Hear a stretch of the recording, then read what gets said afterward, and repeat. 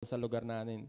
Pero yun po ikinukwento ko dahil napagdaanan ko yung teaching na yan. Alam ko, hindi madali ang magturo ng mga bata. Napakahirap. Lalo na yung lahok-lahok. Yung may naranasan ko magturo ng lahok-lahok. May grade 6, mayroong maliliit, mayroong yung hindi pa nag-aaral. Magkakasama doon, paano mo tuturuan yun? Mahirap ho yun. Kaya nang tinuturo ko noon, iba na lamang. Yung sa pelikula, yung sa madali-dali. Madaling intindihin. Joke lang.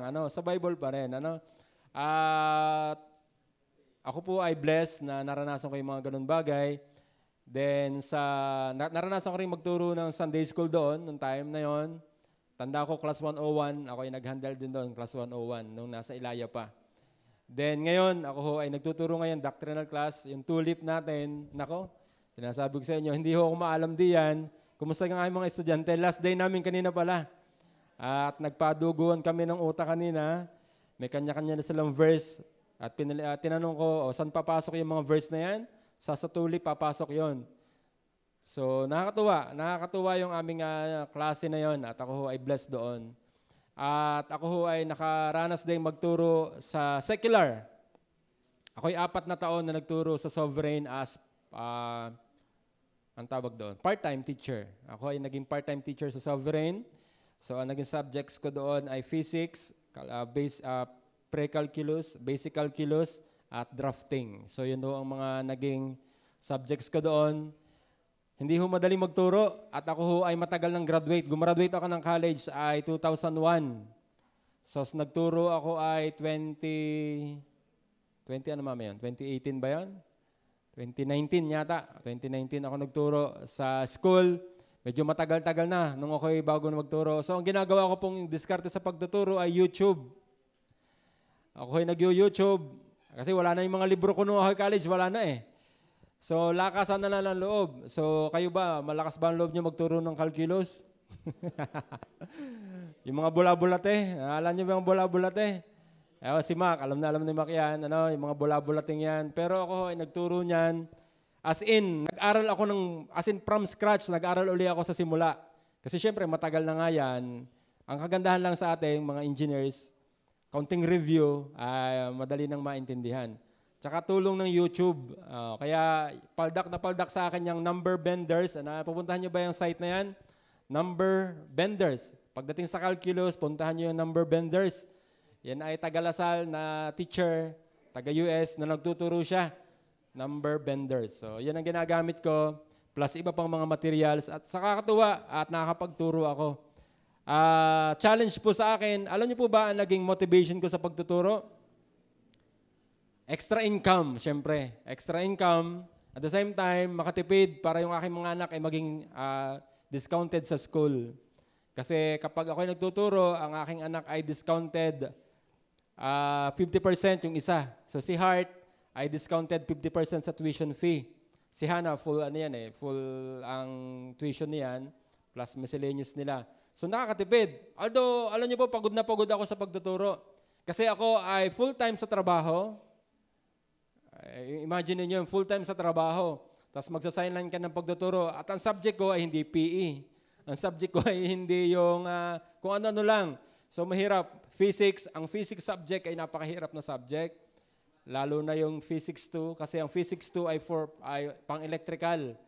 pang-electrical engineering. Ay ako naman ay mechanical engineer. So kung ituturo ko yung electrical, yung part na yon ay medyo mahirap sa akin, kaya todo aral talaga. Gigising ako ng madaling araw para makapagturo, kasi matatalino yung estudyante ko, STEM. Pag STEM, alam nyo na, pag mga STEM na estudyante, matatalino yan, magagaling sa math, mga quizzer yung mga estudyante ko, kakainin ka ng mga yan, pagpatay-tay ka magturo doon. So, yun po yung mga naging challenge sa akin, sa aking pagtuturo. Mahirap, marami nagtataka kung paano ko nagagawa daw yun. Sabi ng mga katrabaho ko, paano mo nagagawa yan, sir? Ikaw ay busy-busy, overtime sa trabaho, tapos mag-aaral ka ng mga ganyan, tapos makikita nyo, hindi naman ako naging active dito sa church. Ako ay nagpa-practice din narito rin sa church. Tapos, ako ho ay nagtitraining ng aking mga estudyante. Yung aking mga bata, yan ho ay player ng table tennis. Tinetrain ko yan. So, baga, naglahok-lahok na. Plus, yung mga sideline pa, ako po ay nagkukonsultancy din. Ako ay consultant ng ilan sa aking mga customers alam nyo na, sa trabahong pang secular. So napagsasama-sama ko po yan, ang motivation ko po talaga dyan ay, una, ay family ko talaga ang aking una na dyan, family. At saka makatulong sa gawain ng Panginoon. Tsaka yung makapag-serve ka na nakakapagturo ka dito sa atin sa simbahan, yun po ay napakasarap na pakiramdam. So yun po ay marami kang magagawa. Kaya nga sabi ko kanina, ang mga imposible pwedeng posible. Kaya magtiwala lang tayo sa Panginoon. Ako'y naniniwala na ang katalinuhan natin ay galing sa Panginoon. Ako'y naniniwala na hindi ako bobo. Ako'y naniniwala doon, hindi ako bobo. Bakit? Kasi binigyan ako ng Panginoon ng talino. So yung talino na to ay nagagamit ko sa maraming bagay. Hindi lang dito sa simbahan. Nagagamit man natin ang katalinuhan na binigay ng Panginoon kahit saan ka naroroon. Ang katalinuhan na nila magagamit. Kaya hindi ako naniniwala na ako ay nilikha ng Panginoon na bobo. Ako ay naniniwala may talino na ibinigay sa akin ng Panginoon. At yan po ay aking pinagyayaman at tinatamasa ko ngayon ang tagumpay dahil sa katalinuhan na binigay ng Panginoon. At ako'y masaya doon. Hindi ko yan ipinagyayabang. At alam ko na kung bakit patuloy na yumayaman ang katalinuhan at karunungan sa atin ay biyaya po ng Panginoon.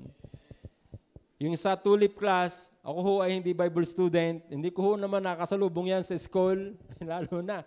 Pero napakahirap niyan. Pero ako natutuwa. Pinagtiwalaan ako ng pastor doon sa niyan. Una, syempre, pagbabasa, pakikinig, at pag-iintindi din ng mga itinuturo. Kasi yung una nagturo nito si pastor.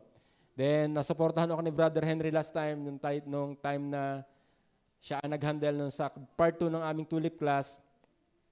At ngayon nga, ako na yung full na nagturo noon. Nakakatuwa. Aking mga estudyante ay nakakatuwa din at ako'y na-challenge din sa kanila. And I hope naman sila ay natututo. So ako po bilang teacher, I'm proud na ako po ay teacher. Kaya alam ko po, ang pagiging teacher ay hindi po madali. Nako, ramnas na ras ko yan. Lalo na doon sa mga nagtuturo sa kaliliitan, yung mga tinuturuan ni Ate Desa, hindi ko alam kung paano nila tuturuan yon. Ini-imagine ko, paano matuturuan si Amber doon? Ini-imagine ko, si Amber, ang alam lang niya, Yakult, yung kung ano mga gustong maituro niyang batang yan, trak-trakan. Paano natin matuturuan yan ng tungkol sa Panginoon? Di ba? Ang hirap. Kaya, congratulations, teachers. Yung inyong patience, yung pagkokontrol ng galit, mahirap, hindi ho madali yan. Pagkokontrol ng galit sa pagtuturo, yan po ay hindi madali. Kaya saludo ako sa mga teacher na nagtsatsaga at nagpapatuloy sa gawain ito ng Panginoon. Salamat sa Panginoon ng papuri. Maraming salamat sa inyong lahat.